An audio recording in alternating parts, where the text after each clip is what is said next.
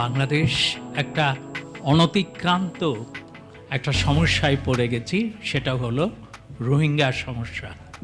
আমাদের কক্সবাজারে ১৩ লক্ষ রোহিঙ্গা এখন বসবাস করতেছে।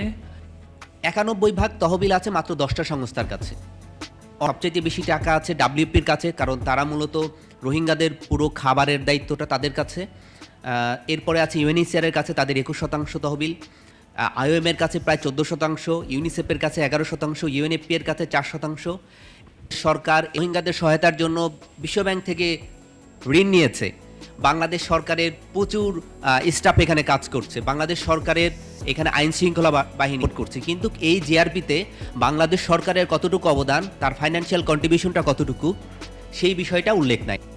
এই জিআরপি 2026 সালের যে জিআরপি তারা প্রকাশ করতে যাচ্ছে, ক্যাম্পের বাইরে যে সমস্ত স্থানীয় মানুষ আছে যারা ক্ষতিগ্রস্ত মানুষ, তাদের জন্য কোনো ধরনের পরিকল্পনা এই জিআরপিতে করা হয়নি।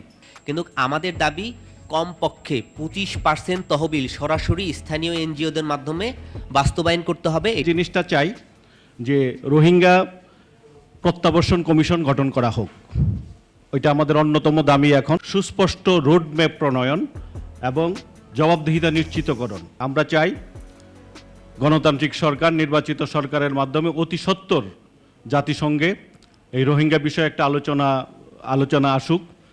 আমরা সাহায্য দিচ্ছি রোহিঙ্গাদেরকে, এটা খুবই মানবিক বিষয়, কিন্তু এর ফলে অনেকগুলো সাইড ইফেক্ট থাকে। যেমন ধরুন পরিবেশের ক্ষতি, ৩০০ একরেরও বেশি জমি কিন্তু আবাদি জমি নষ্ট হয়ে গেছে, গড়ে 2,60,00,000 লিটার, এটা আমাদের একটা পরিসংখ্যানে পেয়েছি, হয়তো আরও বেশি।